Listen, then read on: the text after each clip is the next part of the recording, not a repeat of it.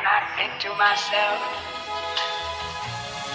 what a wonderful world.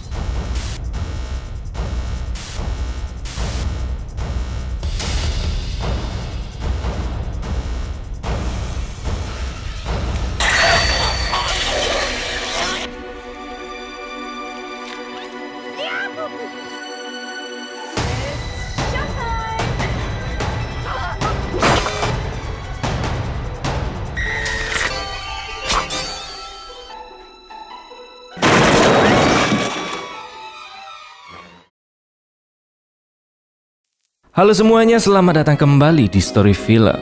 Melanjutkan kisah Jason yang sebelumnya. Kali ini kita bakal ngebahas Friday the 13th Part 5 alias A New Beginning. Episode yang sebelumnya yaitu The Final Chapter sejatinya diniatkan menjadi film terakhir dalam semesta Friday the 13th. Namun kesuksesannya secara finansial membuat para pemegang lisensi menjadi mata duitan dan tidak ingin membuang kesempatan emas di depan mata. Maka hadirlah film yang baru bertajuk A New Beginning. Yang sesuai judulnya bisa ditebak film ini merupakan awal yang baru dan berpotensi menciptakan beberapa sequel lanjutan untuk nge-milking franchise ini, biar bisa memanen uang sebanyak-banyaknya. Singkatnya, film ini mengikuti sosok Tommy Jarvis, bocah yang selamat di film sebelumnya, dan dia juga yang sudah membunuh Jason. Setelah mengalami trauma akibat membunuh Jason, Tommy tumbuh dengan gangguan psikologis dan dikirim ke pusat rehabilitasi untuk remaja yang bermasalah. Namun serangkaian pembunuhan brutal mulai terjadi lagi di sana. Apakah itu ulah dari Jason yang kembali memberi teror mengerikan? Daripada kalian makin penasaran, mending kita langsung aja masuk ke alur filmnya. Enjoy the video. Film dibuka dengan memperlihatkan Tommy Jarvis yang terlihat berjalan sendirian di tengah hutan. Tiba-tiba dia mendengar suara orang-orang yang sedang mencari makam Jason Voorhees. Tommy pun bersembunyi dan menyaksikan sendiri bagaimana mereka menggali makamnya Jason. Tak disangka dari dalam kubur Jason bangkit kembali dan langsung membantai orang-orang tersebut.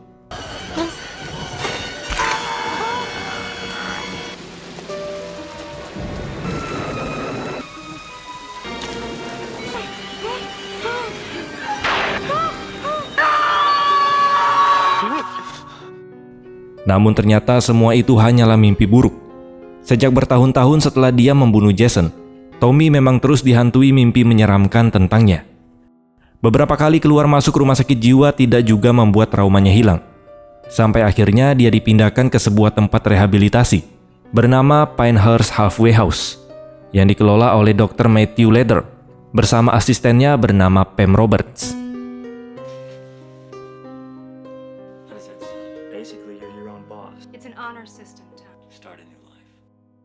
Setibanya di Pinehurst, suasananya memang lebih mirip penampungan remaja nakal daripada fasilitas kesehatan. Tidak heran kalau banyak warga sekitar merasa terganggu dengan keberadaan tempat ini. Salah satunya warga yang bernama Ethel Hubert, seorang wanita galak yang terang-terangan menolak para remaja itu. Menurutnya mereka hanyalah sekelompok pengacau yang cepat atau lambat pasti akan merusak komunitas di lingkungan sekitar. Di Pinehurst sendiri, tiap penghuni punya masalahnya masing-masing.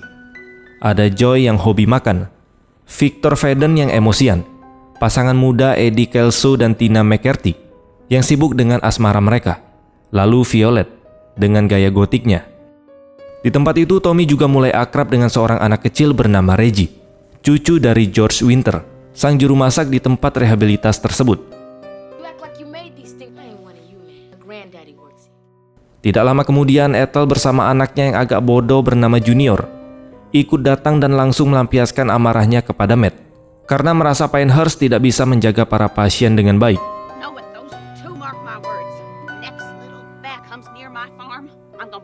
fucking brains out. You hear me? That's my final word. Sementara itu, salah satu pasien lain bernama Joy baru saja keluar dari kamarnya. Dia menghampiri Violet dan Robin, berharap bisa membantu mereka menjemur pakaian. Tapi sayangnya Robin menolak karena Joy ini memang sering dianggap merepotkan. Tak putus asa, Joy pun lalu menghampiri Victor yang saat itu sedang sibuk membelah kayu bakar. Dengan cerewetnya, Joy menawarkan bantuan. Namun Victor tidak terlalu menanggapinya. Dikarenakan Joy tidak berhenti mengoceh, emosi Victor pun akhirnya meledak. Dan tanpa pikir panjang, dia pun langsung menebas Joy menggunakan kapak hingga tewas. Akibat perbuatannya itu, Sheriff Tucker datang dan segera menangkap Victor untuk ditahan di kantor polisi. Sementara itu, mayat Joy mulai dibersihkan untuk dibawa ke ambulans oleh seorang paramedis bernama Roy.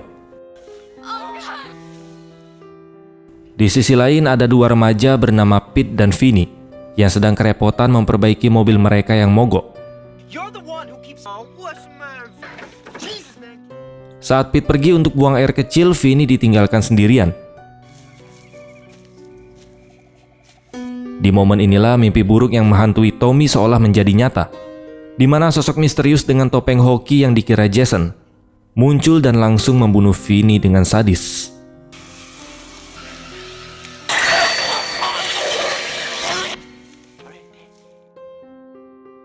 Tidak lama kemudian, Pete kembali ke mobilnya dan berusaha menyalakan mesin. Tanpa sadar, bahaya sudah menunggunya. Kemudian dari belakang, sosok yang disangka Jason muncul dan langsung membunuhnya dengan golok andalannya. Keesokan paginya, Tommy terlihat semakin terguncang. Dia berhalusinasi mendengar suara-suara saat membunuh Jason dulu. Bahkan sampai melihat bayangan Jason di kaca. Hal itu membuatnya semakin frustasi dengan kondisinya sekarang. Sementara itu, Reggie sedang membantu menyiapkan sarapan dan meminta izin kepada kakeknya, yaitu George, untuk pergi menemui kakaknya nanti malam. Sebelum berangkat sekolah, Reggie lebih dulu diminta memanggil semua penghuni lain untuk sarapan bersama.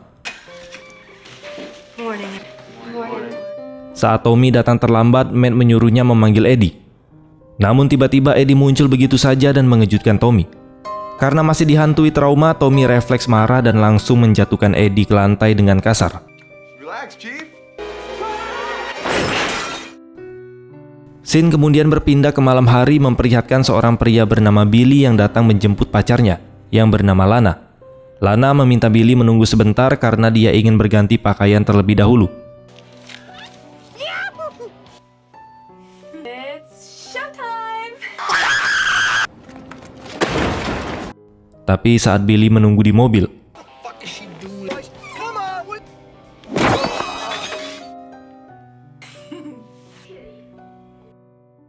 setelah selesai berganti pakaian, Lana pun keluar. Dia berniat kembali ke mobilnya Billy, tapi anehnya Billy sudah tidak ada di sana.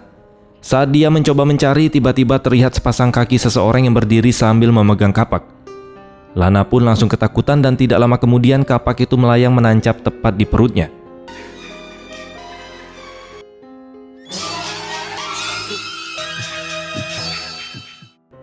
Rangkaian pembunuhan ini akhirnya membuat wali kota setempat geram. Dia pun mendatangi kantor Sheriff Tucker dan menuduh polisi tidak becus menjaga kota kecil ini. Namun sang sheriff bersikeras kalau pelaku dibalik semua pembantaian ini adalah Jason Voorhees. Tapi sayangnya wali kota sama sekali tidak percaya. Baginya itu sangat mustahil, karena Jason sudah mati dan bahkan sudah dikremasi menjadi abu. This is you, Jason. Yeah.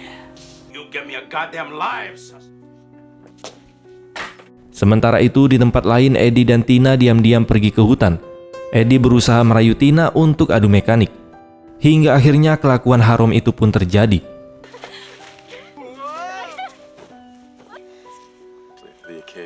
Tanpa mereka sadari, ada seseorang yang mengintai dari kejauhan.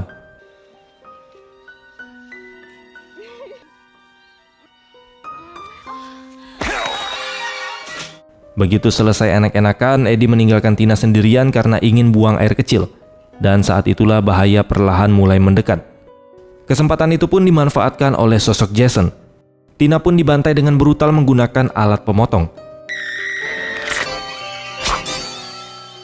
Tidak lama kemudian, Eddie kembali dan terkejut melihat tubuh Tina yang sudah tidak berdaya. Sebelum sempat kabur dari samping, Jason langsung menyerangnya. Eddie pun diikat dengan sabuk di bagian kepala hingga matanya hancur seketika. Pada malam harinya, Reggie meminta izin kepada Matt untuk menemui kakaknya. Matt pun menyuruh Pam mengantarkan Reggie, sekaligus mengajak Tommy ikut serta agar dia bisa lebih terbiasa dengan lingkungan luar. Tommy, it'll be fun.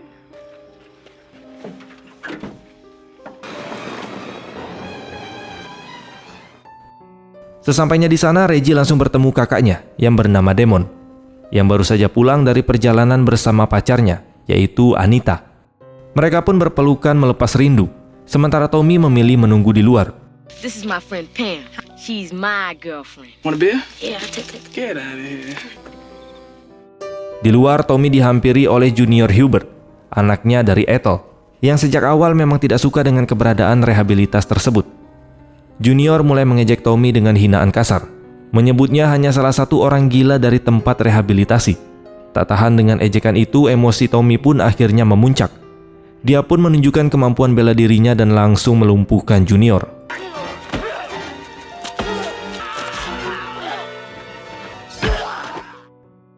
Tidak lama kemudian, Pam keluar untuk menghentikan aksi Tommy yang sempat menghajar Junior. Sadar dirinya lepas kendali, Tommy pun langsung panik dan kabur begitu aja. Pam dan Reggie pun berusaha mengejarnya, tapi Tommy sudah keburu menghilang. Sementara itu, kakaknya Reggie yaitu Damon pergi ke toilet portable. Dari luar, pacarnya iseng menakut-nakutinya dengan menggoyangkan pintu. I'm out of here. This shit is gross. Namun tiba-tiba tidak lama kemudian suara Anita menghilang. Karena curiga, Damon membuka pintu dan justru mendapati Anita sudah terbunuh. Belum sempat dia keluar dari luar bilik toilet, tiba-tiba menembus sebuah tombak panjang yang langsung menusuk dadanya sampai tewas.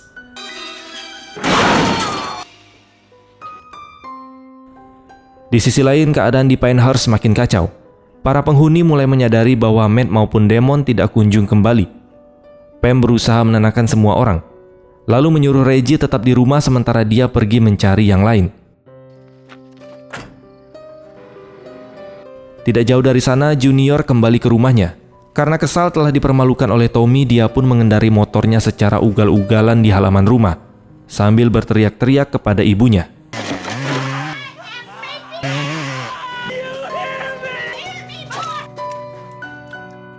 Suara bising Junior yang terus menggember motornya akhirnya mendadak hilang. Ternyata sosok bertopeng hoki sudah lebih dulu menebasnya dengan golok, membuat kepalanya terpisah dari tubuhnya. Ethel yang mengira Junior sudah berhenti mengamuk, dia pun melanjutkan memasak di dapur. Namun tiba-tiba sebuah pisau besar menembus kaca jendela dan langsung tertancap tepat di kepalanya.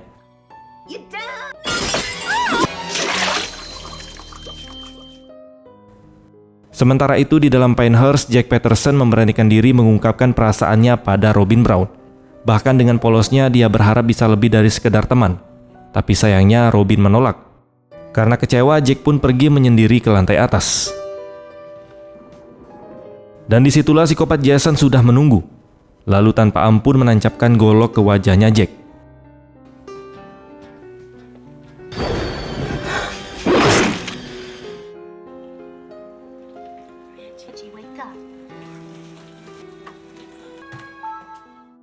Tak lama setelah itu, Robin kembali ke kamarnya untuk tidur. Baru saja dia naik ke ranjang, tiba-tiba dari bawah kasur muncul golok besar yang langsung menembus tubuhnya. Dan Robin pun tewas seketika.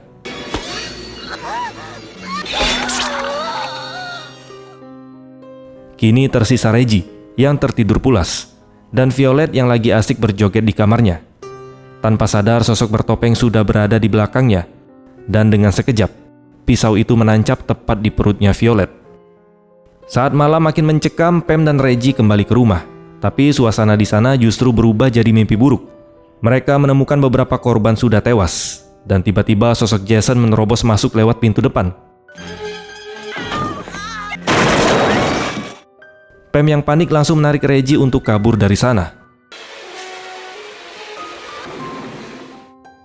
Tapi anehnya meski mereka sudah berlari jauh, Jason selalu saja muncul di depan, seolah mengejar tanpa henti. Karena ketakutan, Pam dan Reggie sampai terpisah. Dalam pelariannya, Pam sempat menemukan mayat Matt yang sudah tertusuk besi panjang di kepalanya. Situasi makin kacau saat Pam dan Reggie dikejar masuk kembali ke rumah. Di sana Jason semakin agresif.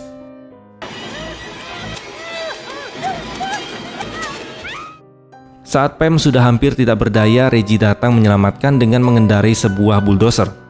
Tanpa ragu, dia pun langsung menabrakkan kendaraan itu ke arah Jason, hingga tubuhnya terhantam dengan keras. Tapi entah bagaimana, sosok itu masih bisa bangkit lagi, dan kembali mengejar mereka sampai ke sebuah gudang jerami.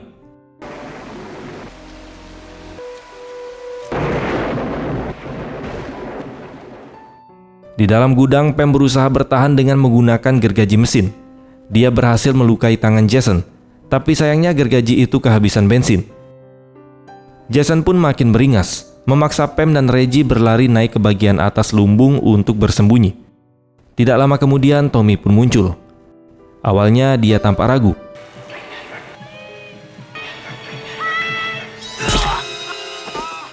Namun akhirnya dia memberanikan diri berhadapan langsung dengan sosok Jason, musuh bebuyutannya. Pertarungan pun berlanjut di lantai atas gudang, membuat Pam dan Reggie terpojok. Saat itu Jason berhasil menyudutkan mereka, hingga situasi terasa sudah benar-benar tanpa harapan. Namun tiba-tiba dari belakang Reggie dengan nekat melompat dan mendorong Jason hingga jatuh ke bawah. Sayangnya Jason masih sempat bertahan dan langsung menarik kaki Reggie. Di saat kritis itu, Tommy yang tadinya sekarat akhirnya bangkit kembali. Dengan sisa tenaga yang dipunya, dia pun mengambil golok Jason dan menebaskannya ke tangan psikopat itu. Tebasan itu pun membuat Jason benar-benar terlepas dan terjatuh ke bawah, tepat menancap di tumpukan paku besar yang ada di lantai gudang. Dan disitulah akhirnya terungkap sebuah kebenaran yang mengejutkan. Karena ternyata sosok di balik topeng itu bukanlah Jason Voorhees yang asli, melainkan si Roy, petugas paramedis yang sejak awal sudah diperlihatkan di Pinehurst. Belakangan diketahui Roy ini adalah ayah kandungnya Joy. Karena marah dan hancur akibat kematian putranya yang dibunuh oleh Victor, dia pun kehilangan akal sehat dan memutuskan untuk balas dendam dengan memakai identitas Jason Voorhees sebagai penyamarannya. Setelah semua kejadian mengerikan itu, Tommy pun dirawat di rumah sakit.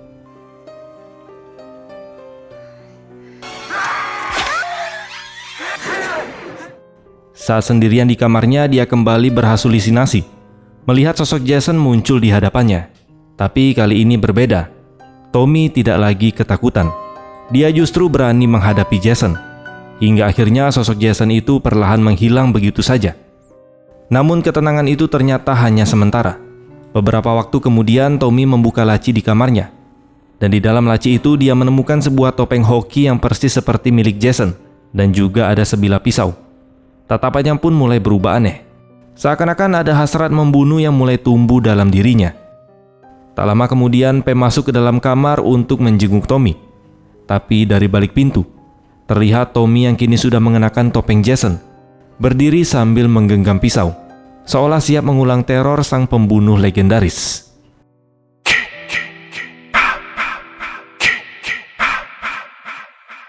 Dan film pun selesai. Ending yang ternyata bukan Jason asli. Film ini sering jadi kontroversial di kalangan penggemar, karena banyak yang kecewa Jason tidak muncul sebagai pembunuh aslinya. Tapi di sisi lain, film ini memperlihatkan sisi psikologis Tommy dan membuka arah cerita baru sebelum Jason benar-benar kembali di Friday the 13th Jason Lives, sequel yang akan kita bahas selanjutnya. Di sini saya mau jelasin endingnya sedikit. Takutnya kalian bingung kok tiba-tiba Tommy ketularan jadi Jason. Jadi di ending Tommy memang menemukan topeng hoki Jason dan sebilah pisau di dalam laci. Namun perlu dilurusin, itu bukan benda nyata yang dia simpan dari sebelumnya, tapi lebih sebagai simbol atau halusinasi yang menunjukkan kondisi mental Tommy yang semakin rapuh. Atau bisa juga gambaran psikologis yang menandakan si Tommy ini mulai kehilangan kendali seperti Jason. Dan untuk kelanjutan kisah Jason yang berikutnya, stay tune terus di channel Storypal. Terima kasih sudah menonton dan sampai jumpa di next video.